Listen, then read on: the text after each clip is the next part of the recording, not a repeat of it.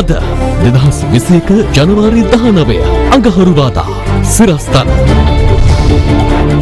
නව වසරේ මුල් දින 18 දී කොවිඩ් මරණ 66ක් ආසාදිතයන් දසදහසක් මුළු මරණ 270ක් එක් ඉහළට එළඹෙන 21 වනදා සිට සංචාරකයන් සඳහා වරාය සහ ගුවන්තොටුපළ විවෘත කෙරේ. සංචාරකයන්ට නිරෝධන නීති ලිහිල් වේ. බස්නාහිර පාසල් ගැනත් තීරණයක්. බොහෝ දුරට හෙට දිනේදී අධ්‍යාපන අමාත්‍යාංශයේ සාකච්ඡාවක් කිරීම නිමිත්තයි. රංජන්ට මන්ත්‍රී අසුන අහිමි වන බව නීතිපතිවරයා පාර්ලිමේන්තු මහලේකම්ට දැනුම් දෙයි. අසුන ගැන වාද විවාද වලින් මැති සභය උණුසුම් වේ. පොඩි වාචාල ගතියක් තියෙනවා මම දන්නවා අපේ මිත්‍රයාගේ ෆ්‍රන්ට් සයිඩ් බැක් සයිඩ් කියන්නේ පොදු ජනතාවගේ ප්‍රශ්නයක්. නිවක් නැති වන අලි තර්ජනයට විසඳුම් ඉල්ලා හම්බන්තොටදී අඛණ්ඩ සත්‍යග්‍රහයක්. හම්බන්තොට වන අලි කළමනාකරන රක්ෂිත සැලැස්මට වසර 10ක් කැබිනට් අනුමැතිය තවමත් නැහැ. ඉන්දියාවේ සැලකිය යුතු පිරිසක් කොවිඩ් එන්නත මගහරි. එන්නතගත් දෙදෙනෙක් මිය යාම නිසා ජනතාව අතර බියක්. Prime time with Srimani Yapa and Shatara Alvis. Live from Studio 24 in Colombo. ආයුබෝවන් ඔබ අදත් ලංකාවේ අංකයේ සහ විශ්වසනීයම පුවත් විකාශය අද දෙරණ 6:55 සමග සජීවීව.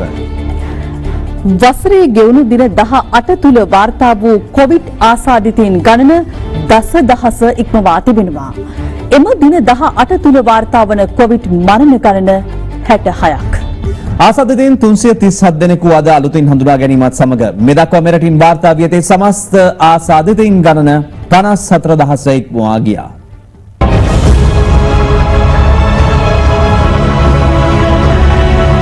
කොවිඩ් ආසාදිතයන් 674 දෙනෙකු ඊයේ හඳුනා ගැනුණු අතර දිස්ත්‍රික්ක 23කින්ම ආසාදිතයන් වාර්තා වීම විශේෂත්වයක්. කොළඹින් 197ක්, ගම්පහින් 165ක්, කුරුණෑගලින් 54ක්, ගාල්ලෙන් 37ක්, රත්නපුරින් 33ක්, මාතරින් 24ක්, මහනුවරින් 22ක්, කළුතරින් 20ක් සහ තවත් දිස්ත්‍රික්ක 14කින් ආසාදිතයන් 75 දෙනෙකු වාර්තා වුණා. විදේශයන්ගේ සිට පැමිණි ලාංකිකයන් 47 දෙනෙකුද ඊයේ හඳුනාගත් ආසාදිතයන් අතරට අයත්. මේ වසරේ ගෙවුණු දින 18ක කාලය තුල පමණක් හඳුනාගෙන ඇති කොවිඩ් ආසාදිතයන් ගණන 10437ක් වන අතර එම කාලය තුල සුවය ලැබූ සංඛ්‍යාව 10400ක්. ගෙවුණු දින 18 තුල වාර්තා වූ කොවිඩ් මරණ සංඛ්‍යාව 66ක්. COVID-19 වෛරසය ආසාදනය වූ රාජ්‍ය අමාත්‍ය පී.එල්. නිශාන්ත මහතා ඔහුගේ බිරිඳ සහ දියණිය කොග්ගල ප්‍රදේශයේ නිරෝධායන මධ්‍යස්ථානයක ප්‍රතිකාර ලබනවා. පී.එල්. නිශාන්ත මහතාගේ පුතුන් දෙදෙනා රියදුරා ආරක්ෂක නිලධාරීන් සහ ලේකම්වරුන්ට වෛරසය ආසාදනය වී නැතයි පරීක්ෂණ මගින් තහවුරු වුණා. කෙසේ වෙතත් අමාත්‍යවරයාගේ පළමු පෙළ ආශ්‍රිතයන් ලෙස හඳුනාගත් මන්ත්‍රීවරුන් ඇතුළු 22 දෙනෙකුට ස්වයං නිරෝධායනය සඳහා යොමු වන ලෙසට සෞඛ්‍ය අංශ උපදෙස් ලබා දී තිබෙනවා. පාර්ලිමේන්තු කාර්ය මණ්ඩලයේ තවත් 60 දෙනෙකු PCR පරීක්ෂණ සඳහා යොමු කර තිබෙන අතර ඔවුන්ගේ වාර්තා ලැබීමට නියමිතයි. මේ අතර රාජ්‍ය අමාත්‍ය තාරක බාලසූරි මහතාගේ රියදුරා කෑගල්ල මහරෝහලේදී සිදු කළ රැපිඩ් ඇන්ටිජන් පරීක්ෂාවෙන් කොවිඩ් ආසාදිත බවට තහවුරු වී ඇති බව කෑගල්ල මහරෝහලේ ප්‍රකාශකයෙකු සඳහන් කළා. දිවයිනට පැමිණි එංගලන්ත ක්‍රිකට් කණ්ඩායම රැඳී සිටින ගාල්ල දඩල්ල ප්‍රදේශයේ හෝටලෙන් තවත් ආසාදිතයන් දෙදෙනෙකු හඳුනාගෙන තිබෙනවා. මුළුතැන්ගේ සහ රිදි සෝදනාංශයේ දෙදෙනෙකු මෙලෙස ආසාදිතව සිටින අතර ඔවුන් කෑගල්ල හෙට්ටිය මුල්ල සහ ගාල්ල මහමූදුර ප්‍රදේශවල අයයි. අම්බලන්තොට සෞඛ්‍ය වෛද්‍ය නිලධාරී කොට්ටාශයෙන් හඳුනාගත් තවත් ආසාදිතයන් 15 දෙනෙකු ප්‍රතිකාර මධ්‍යස්ථාන වෙත යොමු කිරීමට ඊයේ රාත්‍රියේ සිදු වුණා. අරණායක විල්පල ගම්මානයේ සිදු කළ රැපිඩ් ඇන්ටිජන් පරීක්ෂණ 90ක් අතරින් පුද්ගලයන් 13 දෙනෙකුට කොවිඩ් වෛරසය ආසාදනය වී ඇති බවට තහවුරු වීමත් සමග එම ප්‍රදේශයට අද සිට සංචලන සීමා පැනවීමට සෞඛ්‍ය අංශ පියවර ගත්තා. සියදුව පොලිස් ස්ථානයේ සිදු කළ PCR පරීක්ෂණ මගින් පොලිස් නිලධාරීන් 5 දෙනෙකුට කොවිඩ් ආසාදනය වී ඇති බවට තහවුරු වීමත් සමග කොවිඩ් ආසාදිත නොවූ පොලිස් නිලධාරීන් ඔවුන්ගේ නිවෙස් වෙත පිටත් කරවීමට අද කටයුතු කර තිබුණා. ඒ අනුව අදාළ පොලිස් ස්ථානයේ රාජකාරී කටයුතු සඳහා වෙනත් පොලිස් ස්ථානවලින් නිලධාරීන් අනුයුක්ත කිරීමටද අද කටයුතු කරනු ලැබුවා. විරකඩිය ප්‍රාදේශීය සභාවේ සේවකයන් දෙදෙනෙකුට කොවිඩ් ආසාදනය වීම හේතුවෙන් ප්‍රාදේශීය සභාවේ අත්‍යවශ්‍ය අංශ හැර සිසු අංශ තාවකාලිකව වසා දැමීමට පියවර ගෙන තිබෙනවා. පුත්තලම හින්දු විද්‍යාලයේ 6 වන ශ්‍රේණියේ සිසුවෙකුට කොවිඩ් වෛරසය ආසාදනය වී ඇතයි හඳුනාගෙන තිබෙනවා. පුත්තලම කිරිවැව ප්‍රදේශයේ පදිංචිම සිසුවාගේ මව පියා සහ තවත් කාන්තාවන් දෙදෙනෙකුටද වෛරසය ආසාදනය වී ඇතයි සෞඛ්‍ය අංශ සඳහන් කළා. පුත්තලම ලංගම ඩිපෝවේ රියදුරන් දෙදෙනෙකුට සහ කොන්දුස්තරවරයෙකුට වෛරසය වැළඳී ඇතේ හඳුනා ගැනීමත් සමග පුත්තලම සෞඛ්‍ය වෛද්‍ය නිලධාරී කාර්යාලය මගින් එම ඩිපෝවේ තවත් 118 දෙනෙකුගේ PCR පරීක්ෂණ අද සිදු කළා. දෙහිඅත්ත කන්දේ ප්‍රාදේශීය සභාවේ රේදුර කොටත් වෛරසය වැළඳීමෙන් ඒ සභාපතිවරයා ඇතුළු පිරිසක් නිරෝධායනය සඳහා යොමු කර තිබෙන අතර රේදුරගේ ආශ්‍රිතයන් 100 දෙනෙකු පමණ සිටින බව සෞඛ්‍ය අංශය සඳහන් කළා. දෙහිඅත්ත කන්දේ ජාතික පාසලේ උසස් පෙළ ගුරුවරයෙකුට කොවිඩ් වෛරසය වැළඳී ඇතැයි තහවුරු වීමත් සමග අද එම පාසල තාවකාලිකව වසා දැමුණා. එමෙන්ම අදාළ ගුරුවරයාගේ බිරිඳ දෙහිඅත්ත කන්දේ බඹරවාන මහාවිද්‍යාලයේ ගුරුවරියක වීම නිසා එම විද්‍යාලයත් අද තාවකාලිකව වසා දැමීමට පියවර ගත්තා. බස්නාහිර පළාතේ පාසල් කඩවමින් විවෘත කිරීමට ජනාධිපතිවරයා උපදෙස් දී ඇතැයි යුද හමුදාපති ජෙනරල් චවින්ද සිල්වා මහතා පවසනවා. බස්නාහිර පළාතේ පාසල් විවෘත කිරීම සමැදිව බොහෝ දුරට හෙට දිනේදී අධ්‍යාපන අමාත්‍යාංශයේ සාකච්ඡාවක් කිරීමට නියමිතයි. විශේෂයෙන්ම ජනාධිපතිතුමා උපදෙස් ලබා දුන්නා බස්නාහිර පළාතම පාසල් විවෘත නොකර පාසල් හැකි පමණින් හෝ විවෘත කිරීමට කටයුතු කරන්න කියලා උපදෙස් ලබා දුන්නා. බස්නාහිර පළාතින් පිටවැන පිරිස් සඳහා 1 දෙසැම්බර් 21 වෙනිදා සිට සිදු කළ රැපිඩ් ඇන්ටිජන් පරීක්ෂණ මගින් පුද්ගලයන් 103 දෙනෙකු කොවිඩ් ආසාදිතයන් ලෙස හඳුනාගෙන තිබෙනවා. නිරෝධායන නීති ක්‍රියාත්මක නොකරන රාජ්‍ය සහ පෞද්ගලික ආයතන 122ක් හඳුනාගෙන තිබෙන අතර ඒ ආයතනවලට එරෙහිව නඩු පවරන බව පොලිස් මාධ්‍ය ප්‍රකාශකවරයා සඳහන් කළා. මේ දක්වා මෙවැනි ආයතන 1004ක් පමණ එම සෞඛ්‍ය සිරිත් අනුගමනය නොකරන බවට පෙනී ගොස් තිබෙනවා. මෙම ආයතනවල කළමනාකරුවන්ට එරෙහිව නිරෝධායන රීතීන් යටතේ නඩු පවරනවා. මාස දෙකකට වැඩි කාලයක් හොදකලා කර තිබෙන බණ්ඩාරගම අටලුගම එපිටමුල්ල වසමේ සහ බමුණුමුල්ල වසමේ ජනතාව තමන් මුහුණ පා සිටින දුෂ්කරතා පිළිබඳව අලෝතියාව පොලිස් පොරපොළ අසලට පැමිණ පොලිස් නිලධාරීන් දැනුවත් කළා. බඩුවල තමයි හම්බ 5000ට බඩු වෙනවා කියලා 5000ට බඩු වෙන්නේ නැද 4000 බඩු තියෙනවා. නේද දවස් 14ක් කන්න බෑනේද? තුණු ගෙඩියක් මිරිස් කරලා මොකුත් නැහැනේ. සාධාරණ ඉල්ලීමක් ඉල්ලන්න. කරලා ඉහළ තැනකට කතා කරනවා. තවත් මරණ 6ක් වාර්තා වීමත් සමග මෙරටින් වාර්තා වූ කොවිඩ් ආසාදිත සමස්ත මරණ සංඛ්‍යාව 270ක් දක්වා ඉහළ ගොස් තිබෙනවා. කොල්ලුපිටිය පදිංචි 63 හැවිරිදි කාන්තාවක්, මට්ටක්කුලිය පදිංචි 80 හැවිරිදි පුද්ගලයෙක්, මෝදර වැඩිහිටි නිවාසයක මියගිය 75 හැවිරිදි පුද්ගලයෙක් ඒ අතරට අයත්. දකුණු කළුතර පදිංචි 65 හැවිරිදි පුද්ගලයෙක්, දෙහිවල පදිංචි 63 හැවිරිදි පුද්ගලයෙක් සහ රත්නපුර පදිංචි 65 හැවිරිදි පුද්ගලයෙකුද නව මරණ ලෙස වාර්තා වුණා. මේ දක්වා මෙරටින් වාර්තා වී ඇති සමස්ත කොවිඩ් ආසාදිතයන් ගණන අද 54000 ඉක්මවා ගියා. ඒ අතරින් 46594 දෙනෙකු සුවය ලබා සිටින අතර 7000කට වැඩි පිරිසක් ප්‍රතිකාර ලබනවා. දිවයිනට පැමිණි යුක්‍රේන ජාතික සංචාරකයන් 45 දෙනෙකු පොළොන්නරුව පූජානගරයේ ඓතිහාසික ස්ථාන නැරඹීමට කටයුතු කළා.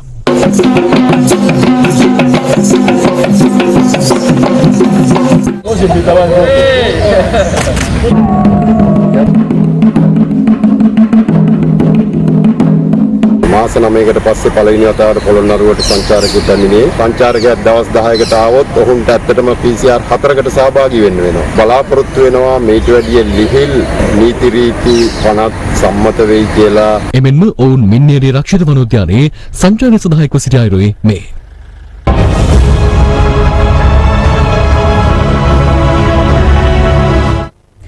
එළඹෙන 21 වෙනිදා සිට සංචාරකයන් සඳහා ගුවන් තොටුපළ විවෘත කිරීමෙන් පසු පැමිණෙන සංචාරකයන් PCR පරීක්ෂණ දෙකකට යොමු විය යුතු බව සංචාරක අමාත්‍ය ප්‍රසන්න රණතුංග මහතා පවසනවා.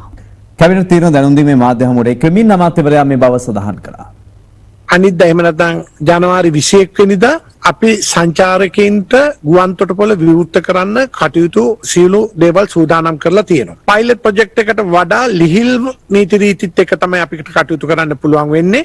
එතකොට මේ 21 වෙනිදා අරනකොට කමර්ෂල් ෆ්ලයිට් වලට, චාටර් ෆ්ලයිට්ස් වලට, ඒ වගේම ප්‍රයිවට් ෆ්ලයිට් වලට, ඒ වගේම නැව් වලින් එන අයට මේ රට විවෘත කරලා තියෙනවා. සංචාරකයන්ට විවෘත කරලා තියෙනවා. මේ ශේෂ්ඨයට ගන්නේ සංචාරක වීසා ලබාගත් අය, ද්විත්ව ප්‍රවාසීභාවයේ තියෙන අය හා ඒ වගේම මේ රටේ පදිංචි රෙසිඩන්ස් වීසා තියෙන විදේශිකයන්ට මේ හරහා එන්න පුළුවන්කම තියෙනවා. ගුවන් යානාවලට ලබා දීලා තියෙන නීතියක් අයිකාව එකෙන් පැය 72කට කලින් PCR ටෙස්ට් එක අරගෙන එන්න ඕනි. ලංකාවට පැමිණි වහම හෝටලේ චෙක් ඉන් වෙන්න ඉස්සෙල්ලා ඒ අය තව PCR එකක් ගන්නවා. ඒක කරලා පැය 36ක් ඇතුළත උපරිම අපිට වාර්තාව ලැබෙනවා. එතකන් ඒ අයට අපි උපදෙස් දීලා තියෙනවා ඒගොල්ලන්ට අයිසොලේට් වෙලා ඉන්න කියලා. අමතමනි ධම්මික පැණිය සම්බන්ධයෙන් පහුගිය කාලේ ආందోලනාත්මක ලෙස කතා බහට ලක් වුණා. හැබැයි දැන් සායනික පරීක්ෂණය සඳහා සති 2කට කලින් අවසරයක් ලැබිලා තියෙනවා. මේ වනතෙක් කිසිම ප්‍රතිඵලයක් පිළිබඳව සඳහනක් කරලා නැහැ රජයෙන්. ඒ වගේම වාර්තා වෙනවා මේ සම්බන්ධයෙන් කරන සායනික පරීක්ෂණ වලට විවිධ බාධාවන් තියෙනවා කියලා. විශේෂයෙන්ම රෝගීන් යොමු කිරීමේදී යම් කිසි ආකාරයකින් ප්‍රමාදයන් සහ විවිධ බාධාවන් සිද්ධ වෙනවා කියලා. මේ සම්බන්ධයෙන් දැන් සති 2කට වැඩි කාලයක් ගතලා තියෙද්දි මොකක්ද තීරණය?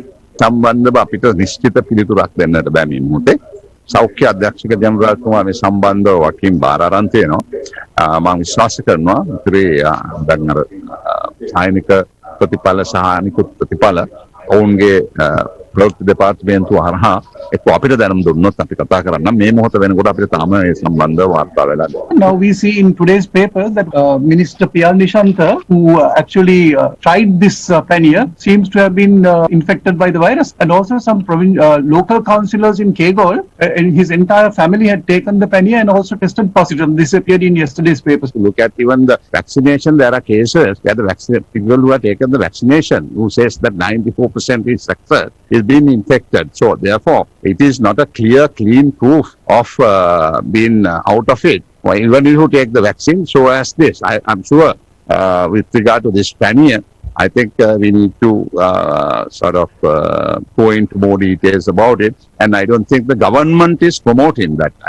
If every individual has the right to take precautionary measures, but on the other hand, the government has not posted, officially is permitting to use this or promoting it. That's our position. මේ අතර Covid වසංගතය හමුවේ බලපෑමට ලක් වූ විදුලි පාරිභෝගිකයන් සඳහා සහන ලබා දීමට cabinet අනුමැතිය හිමි වී තිබෙනවා. ඒ අනුව අඛණ්ඩව දින 14ක් හුදකලා කර තිබූ ප්‍රදේශවල ගෘහස්ත වාණිජ සහ කාර්මික විදුලි පාරිභෝගිකයන්ගේ එම කාල සීමාවට අදාළ බිල්පත් ගෙවීම සඳහා එම බිල්පත් දිනයේ සිට මාස 6ක සහන කාලයක් ලබා දීමට තීරණය වී තිබෙනවා. එතෙක් විදුලි සැපීම විසන්දි නොකරන බවයි රජය පවසන්නේ. එමෙන්ම ජාතික චිත්‍රපට සංස්ථාවේ ලියාපදිංචි සිනමා ශාලාවලට විදුලි බිල්පත් සහනයක් හිමි වෙනවා. ඒ අනුව එම සිනමා ශාලාවල 2020 මාර්තු මාස සිට දෙසැම්බර් දක්වා වන විදුලි බිල්පත් දිනයේ සිට සමාන වාරික 12කින් පේවීම සඳහා අවස්ථාව සැලසෙනු ඇත. සංචාරක සංවර්ධන අධිකාරිය ලියාපදිංචි නවාතැන් සඳහා 2020 මාර්තු මාස 1 වෙනිදා සිට 2021 පෙබරවාරි 28 වෙනිදා දක්වා විදුලි හා ජල බිල්පත් සමාන වාරික 12කින් ගෙවීමටද අවස්ථාව ලබා දී තිබෙනවා. ඉන්දියාවේ කොවිඩ් එන්නත් ලබා ගැනීම බොහෝ දෙනා මගහරිමින් සිටින නිසා එරට එන්නත් කරණය අසාර්ථක වෙමින් නැති බව විදේශ මාධ්‍ය වාර්තා කරනවා. එන්නත ලබාගත් දෙදෙනෙකු මිය යාම නිසා ජනතාව අතර ඇති වූ බිය මීට හේතුවයි. මේ අතර කොවිඩ් වසංගතයට එරෙහි එන්නත් ලබා ගැනීමේදී බලවත් රටවල් සදාචාර විරෝධීව ක්‍රියා කරන බවට ලෝක සෞඛ්‍ය සංවිධානය පවසනවා. සිය ජීවිතය උඩ යට කර කරමින් පැතර ගිය කොවිඩ් වසංගතයට මැදිව සිටි ලෝක ප්‍රජාව වසංගතයෙන් මිදීමේ නැවුම් බලාපොරොත්තු දල්වා ගත්තේ කොවිඩ් මර්ධන එන්නත් කිහිපයක් නිෂ්පාදනය වීමත් සමගින්. ගෙවුණු වසර අවසන් භාගයේ සිට එම එන්නත් භාවිතය ආරම්භ කෙරුණා. නමුත් එන්නත ලබා ගැනීම සඳහා තවමත් අවස්ථාව හිමි වැත්තේ වඩාත් දියුණු රටවල් කිහිපයකට පමණයි. සමස්ත ලෝකයටම බලපෑම් එල්ල කරන මෙවන් වසංගතයකදී සියලු රටවලට සමානව එන්නත් ලබා දීමේ වැදගත්කම් ලෝක සෞඛ්‍ය සංවිධානය අවස්ථා රසකදීම අවධාරණය කළා. නමුත් එන්නත් ගොඩගසා ගනිමින් තම රටවැසියන්ට පමණක් ඒ ලබා දීමට ලොව ධනවත් රටවල් ක්‍රියා කිරීම ලෝක සෞඛ්‍ය සංවිධානයේ ප්‍රධානී ටෙඩ්‍රොස් ඇඩිනම් ගෙබ්‍රාසියස්ගේ දැඩි විවේචනයට ලක්ව තිබෙනවා. එම රටවල මමත්ව ප්‍රතිපත්ති ලෝකයේ සදාචාරාත්මක වශයෙන් විනාශකාරී අසාර්ථකත්වයක් දක්වා අරගෙන යන බවයි ඔහු පවසන්නේ. ඔහු පෙන්වා දෙන්නේ දැනට නිපදවා ඇති එන්නත් වලින් මාත්‍රා මිලියන 39ක් ලොව ඉහළ ආදායම් ලබන රටවල් 49ක් අතර බෙදී ගොස් ඇති බවයි. මෙතෙක් කොවිඩ් එන්නත් හිමි වැත්තේ එක් අඩු ආදායම් රටක් සඳහා පමණක් බවත් එරටට හිමි වැත්තේ මාත්‍රා 25ක් පමණක් බවත් ඔහු පෙන්වා දෙනවා. එන්නත් බෙදා හැරීමේ සාධාරණත්වය සහතික කිරීම සඳහා වන කොවැක්ස් වැඩපිළිවෙල ලබන මාසයේදී ආරම්භ කරන බවයි ඔහු වැඩිදුරටත් පැවසුවේ. මේ අතර ඉන්දියානු කොවිඩ් එන්නත් ලබා ගැනීම මගහැරීමට බොහෝ දෙනා කටයුතු කරමින් සිටින බව විදේශ මාධ්‍ය වාර්තා කරනවා. එන්නත් ලබා ගැනීමෙන් පසු පුද්ගල මරණ දෙකක් වාර්තා වීමත් තවත් බොහෝ දෙනාට අසාත්මිකතා මතුවීමත් හේතුවෙන් එන්නත භාවිතයට ජනතාව පෙළඹවීමට රජයට මහත් වෙහෙසක් දැරීමට සිදු ඇති බවයි විදේශ වාර්තා පවසන්නේ. කොවිඩ් ආසාදනයේ නවතම රෝග ලක්ෂණයක් එක්සත් රාජධානියේ නවතම පරීක්ෂණයකින් හඳුනාගෙන තිබෙනවා. කොවිඩ් රෝගීන්ගේ දිවේ පැහැදිලිව හඳුනාගත හැකි ඝනකම ලබමතු වීම එම රෝග ලක්ෂණය බවයි ඔවුන් පවසන්නේ. කොවිඩ් වසංගතය ආරම්භයේදීම ඒ සම්බන්ධයෙන් ශනික ප්‍රතිචාර දැක්වීමට චීනය සහ ලෝක සෞඛ්‍ය සංවිධානය අසමත් ඇතැයි වසංගතය සඳහා සූදානම් වීමේ සහ ප්‍රතිචාර දැක්වීමේ ස්වාධීන මඩුල්ල අදානාවරණ කළා. වසංගතය ආරම්භ වී මාසයක් ගත වනතුරු එය ගෝලීය හදිසි සෞඛ්‍ය ආපදාවක් ලෙස නම් කිරීමට ලෝක සෞඛ්‍ය සංවිධානය අසමත් වීමත් මුල් අවස්ථාවේදීම මූලික සෞඛ්‍ය ක්‍රියාමාර්ග ගැනීමට චීනය ක්‍රියා නොකිරීමත් මෙවන් තත්ත්වයක් උදා වීමට හේතුව බවයි ඔවුන් පවසන්නේ. ගෝලීය කොවිඩ් ආසාදිතයන් ගණන 9 කෝටි 60 ලක්ෂ ඉක්මවා තිබෙනවා. සිදු ඇති සමස්ත ගෝලීය මරණ ගණන 20 ලක්ෂ 50 දහසකට අධිකයි. සිරදඬුවම් නියම වී සිටින රංජන් රාමනායක මහතාගේ පාර්ලිමේන්තු මන්ත්‍රී අසුන අහිමි වන බව නීතිපතිවරයා පාර්ලිමේන්තු මහලේකම්වරයාට දැනුම් දී තිබෙනවා. මේ අතර රාමනායක මහතාගේ පාර්ලිමේන්තු අසුන සම්බන්ධයෙන් තීරණයක් දැනුම් දීමට සති 3ක කාලයක් අවශ්‍ය බව කතානායක මහින්ද යාපා අබේවර්ධන මහතා අද පාර්ලිමේන්තුවට දැනුම් දුන්නා. රංජන් රාමනායක මහතා අධිකරණයට අපහාස කිරීම චෝදනාවට වරදකරු වීම හේතුවෙන් ශ්‍රේෂ්ඨ අධිකරණය විසින් පසුගියදා සිව්වසරක සිරදඬුවම් නියම කළා. එනුව රාමනායක මහතාගේ පාර්ලිමේන්තු අසුන සම්බන්ධයෙන් පාර්ලිමේන්තු මහලේකම්වරයා නීතිපතිවරයාගෙන් කරුණු විමසූ අතර නීතිපති දප්පුල දෙලිවේරා මහතා විසින් පාර්ලිමේන්තු මහලේකම්වරයාට දැනුම් දී ඇත්තේ රංජන් රාමනායක මහතාගේ පාර්ලිමේන්තු මන්ත්‍රී අසුන අහිමි වන බවයි. මේ අතර අද පාර්ලිමේන්තුවේදීත් රංජන් රාමනායක මහතාගේ මන්ත්‍රී ධුරය සම්බන්ධයෙන් අදහස් පළ වුණා. මම ඔබතුමාගෙන් අහන්න කැමතියි ඇයි අද දවසේ රංජන් රාමනායක මැතිතුමාව මේ ගරු සභාවට කැඳුවේ නැත්තේ කියලා. ගරු කතානායකතුමනි, ප්‍රේමදාල් ජයසේකර මැතිතුමාගේ නඩුවේ ඇපැල් අධිකරණය පැහැදිලිව කිව්වා පාර්ලිමේන්තුවේ වාඩි කිරීම ඔබතුමාට අයිතිකාරයක්. ඒකට කිසිම අධිකරණයකට බැදියක් වෙන්න බෑ. ඒ අයිතිය රංජන් රාමනායක මැතිතුමා වෙනුවෙන් අවධානය යොමු කළා එතුමා පාර්ලිමේන්තුවට ගෙන්න කියලා මම ඉල්ලීමක් කරනවා. ලක්ෂ්මන් කිරියල්ල විපක්ෂයේ සංවිධායකතුමා කටින්ද දන්නේ නැහැ මේවා කතා කරන්නේ. ඔය කියපු කිරියල්ල මහත්තයාම තමයි ප්‍රේමලාල් ජයසේකර මහත්තයා ගෙනාපුම තමුන්නාන්සේගේ ඔබතුමාට ඉතාම පහත් විතර මේ පාර්ලිමේන්තුවේ මේගොල්ලෝ කතා කරා. ඊළඟට අපේ සුවන්තිරන් මන්ත්‍රීතුමා රංජන් රාමනායක මහත්තයාට නඩුව දාන්න කියලා හිරේ ආවපු නීතිඥතුමා. මම එතුමාට නඩු දෙකක් දාලා තිනවා. මම ලබන සතියේ මෝෂන් එකක් දාලා නඩු දෙක අයින් කරගන්න. මොකද මගේ නඩු දෙක කතා කරොත් තව අවුරුදු 4ක් හිරේ යනවා. ඒ වගේ දේශපාලන පරිගැනීමකට මේ කරපු නිසා මට යන්න අභියාචන අධිකරණයේ තියෙනවා ශ්‍රේෂ්ඨාධිකරණය කියලා. හැබැයි රංජන් රාමනායක මන්ත්‍රීතුමාට මේ දඬුවම් ලබා දුන්නේ ශ්‍රේෂ්ඨාධිකරණය. ඒ නිසා එතනින් එහාට යන්න නැති නිසා තමයි එතුමාට මේ ප්‍රශ්න පැන නැගිලා තියෙන්නේ. ඒ කතාවක් තියෙනවානේ හැම ගාටම කොට ගියාට කොට්ටෝරුව කේල් ගාට කොටපොර්දාට කොට පැටල ඒ වගේ උසාවියට අපහාස කරපු නිසා තමයි එතුමාට දඬුවම් ලැබිලා තින්නේ. පාර්ලිමේන්තුවේ මහලේකම්තුමා විසින් මැතිවරණ කොමසාරිස්තුමාට දැනුවත් කළ පරිදි එස්.බී. සානායක මන්ත්‍රීවරයාගේ මන්ත්‍රී ධුරය අහෝසි වී තිබෙන්නේ පාර්ලිමේන්තුවට අඛණ්ඩව මාස 3ක් සහභාගී නොවීම හේතු කොටගෙන. ආණ්ඩු ක්‍රම ව්‍යවස්ථාවේ ඉතා පැහැදිලිව තියෙනවා වසර 2කට වඩා සිරදඬුවමක් ලැබුණම ඔහුට අවුරුදු 7ක් යනකම් සිවිල් අයිතිවක් ඡන්ද බලයවත් නැහැ. ඒක හැබැයි මේකෙන් බේරෙන්න තිබ්බා ගරු අනුර දිසානායක මන්ත්‍රීතුමනි එතුමාට මේක ඇපීල් කරන්න පුළුවන් වුණා. මේක ඇපීල් කරන්න තැනක් නැහැ. එතුමාට පාර්ලිමේන්තු මන්ත්‍රී ධුරය විතරක් නෙවෙයි මේ වෙනකොටම 7 අවුරුද්දකට ඔහුගේ මූලික සිවිල් අයිතිවාසිකම් නැති වෙලා ගෙනාවට ඡන්ද බලෙත් නැහැ. මේ පාර්ලිමේන්තුවේ ජී.එල්. පිරිස් මැතිතුමා මට නිවාඩු යෝජනාවක් ගෙනාවා. ඒක නීතිපතිතුමාට යොමු කරා. නීතිපතිතුමා ඔය මම කියන ආණ්ඩු ක්‍රම ව්‍යවස්ථා නීතිය ඉදිරිපත් කරලා තමයි කිව්වේ නැහැ ඔහුට ප්‍රජා ඉතිහාස අවුරුදු දෙකකට නැති වෙනවා. එන්න යාට පාර්ලිමේන්තුවෙන් දෙන්න බෑ. එස්.පී. එතුමා ප්‍රායෝගික අධිවිද්‍යාවක මේ පාර්ලිමේන්තුවට කිව්වා. ඒ නිසා නිකන් බොරු තර්ක දාන්න එපා සමාජ දූෂකයෙක් වෙනුවෙන්. මම පැහැදිලිවම කිව්වේ සමාජ දූෂකයෙක් කියන එක කිව්වේ එතුමා නාමලීට ලක්ෂ 10ක් පොළු දාපු එක තමුන්නාන්සලා දැක්කේ නැද්ද? තාම උසාවියේ තියෙනවා. වාහනේ ෆර්මිට් එක දෙපාරක් විකුණලා තාම උසාවියේ නඩු තියෙනවා. මේ පාර්ලිමේන්තු මන්ත්‍රීවරු කොකෙන් ගන්නවා කිව්වා. උසාවියේ අධිකරණයේ ඉන්න විනිශ්චයකාරයෝ මේ කෝටි ගණන් සල්ලි එක අයගෙන් ගන්නවා කිව්වා. ඒ නිසා මෙතුමාගේ අන්තපත් වලින් අපි දැක්කා. බැක් සයිඩ් කිව්වා, ෆ්‍රන්ට් සයිඩ් කිව්වා. මේ නිසා තමයි මම කිව්වේ රංජන් රාමනායක කියන්නේ සමාජ දූෂකයෙක්. තමුන්නාන්සලා එතුමා වෙනුවෙන් කොහොමද පෙනී හිටින්නේ? අධිකරණයට බලපෑම් කළා, පත්මිට කතා කළා. නීතියෙන් නමමින් ඒමපාලෝ ගෙදරට ගේනවා. කඩුවෙල මයිස්ත්‍රාත්ව ගෙදරට ගෙනලා බැසිල්ල තද කරන්න කියනවා. පෞසිය දවසකට හරි ඉරේ අරින්න කියනවා කියන්න කතා කළා. මේවා අරි කියලා තමුන්නාන්සලා කියන්නේ. මම නම් කියන්නේ සත්වෙක්. තමුන්නාන්සලා ආයෙත් දේශපාලන වාසියක් ගන්න හදනවා දෝ කියලා මට හිතෙනවා. ඒ නිසා ඊටමත් ගෞරවයෙන් වැඳලා ඉල්ලනවා. සමාජ දූෂිතයෙක් වෙනුවෙන් පෙනී හිටින්න එපා කියන එක ඊටමත් පැහැදිලිව කියමින් රංජන් රාමනායක මැතිතුමාට උසාවියට අපහාස කිරීමේ චෝදනාව ගොනු වෙන්නේ අපේ ආණ්ඩුව කාලේ නෙවෙයි. එතුමාට මේ චෝදනාව ගොනු වෙන්නේ එක්සත් ජාතික පක්ෂයේ ආණ්ඩුව කාලේ. දැන් රංජන්ට තියෙන එකම විකල්පය ජනාධිපති සමාව පමණයි කියන්නේ. ඉතින් රංජන් රාමනායකගේ පොඩි වාචාල ගතියක් තියෙනවා මම දන්නවා අපේ මිත්‍රයාගේ. ඒ වාචාල කටින් පිටවුණු වචන තමයි අද මේ සමාජයට ලොකුම හානිය වෙලා තියෙන්නේ. අද මම අහගෙන මන්ත්‍රීවරු කියනවා පොදු ජනතාවගේ ප්‍රශ්න කතා කරේ කියලා. ෆ්‍රන්ට් සයිඩ් බැක් සයිඩ් කියන්නේ පොදු ජනතාවගේ ප්‍රශ්නයක්ද? රංජන් රාමනායක මැතිතුමා පිළිබඳ ගැටලුවක් මේ අද තමයි ඔබතුමාලා සියල්ල මතු කරන්නේ. ඒ නිසා අපි ඒ ගැන කරුණු අධ්‍යයනය කරලා සොයලා බලලා මට කාලයක් දෙන්න මේ සම්බන්ධයෙන් තීරණයක් දෙන්න. ලිඛිතව යමක් ඉදිරිපත් කිරීමට තියෙනවා නම් ඉදිරි සති දෙක ඇතුළත ඒක ඉදිරිපත් කරන්න. ඊට පස්සේ මේ සම්බන්ධයෙන් තීරණයක් දෙන්න සති 3කට කාලයක් ලබා දෙන්නේ කියලා සඳහන් කරමින් මේ ප්‍රශ්නය අද අවසන් කරනවා. ඊයේ කැබිනට් එකට ආවා. පසුගිය කා දේශපාලන පරිගණින් කමිටුව රනිල් වික්‍රමසිංහ මහත්තයාගේ දඬුවම් දීපු කමිටුව ඔක්කොම නම් ටික ආවා. අපි ඔබතුමාලට කියන්නේ තමුන්නාන්සේලාගේ දූෂණ විරෝධී කමිටුව විසින් රාජ්‍ය මුදල් අයථා ලෙස පරිහරණය කිරීමක් පිළිබඳව තමයි කැබිනට් මණ්ඩලයට පත්‍රිකාවක් ආවේ. ඒකට යන්න ලෑස්ති වෙන්න මගේ අප්පලා ටික. ඒකට හොඳට ලෑස්තිලා ඉන්න දක්කන්න මැදගෙන. කතානායකතුමාගේ කාර්යාලයේදී පැණි බොනවා. මේ ධම්මික පැණිය බොනවා. ඒ පැණිය බීපු മന്ത്രിවරයෙක් කියනවා අපි පවුලටම ඒ විදියට මාත්‍රාව බිව පවුලටම හැදිලා කියලා. අපේ පියල් නිශාන්ත මන්තුමාට හැදිලා. දැන් එහෙම තියෙද්දි ගුවන් තොටුපළේ ඊමේල් එකෙන් යවනවා ඊමේල් එකක් ගුවන් තොටුපළේ සේවකයෝ සියලු දෙනාටම ධම්මික පැණිය සල්ලි වලින් ගන්න කියලා. ලංකාවේ ජනතාවට එන්නත් ගේන්න කිසිම වැඩ පිළිවෙලක් නැහැ. නමුත් පිටරටින් එන සියලු දේ හරි කියලා හිතාගෙන පිටරටින් නම් හරි කියලා හිතාගෙන ඉන්න සමගි ජන බලවේගය තමයි විරුද්ධ පක්ෂයේ ඉන්නේ.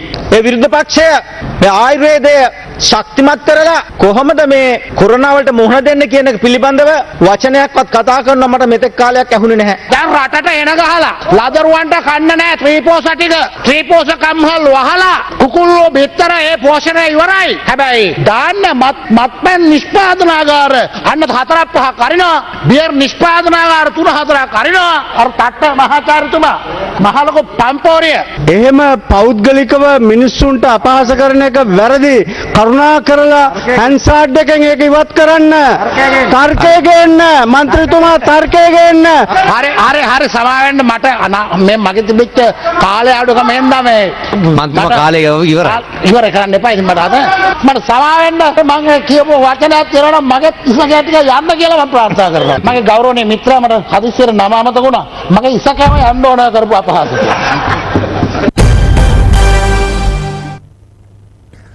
කොළඹ වරායේ නැගෙනහිර පර්යන්තයේ කිසිදු කොටසක් ඉන්දියාවට ලබා දීමට Taman විරුද්ධ බව නැගෙනහිර පර්යන්තය සුරකීමේ ජාතික ව්‍යාපාරය පවසනවා.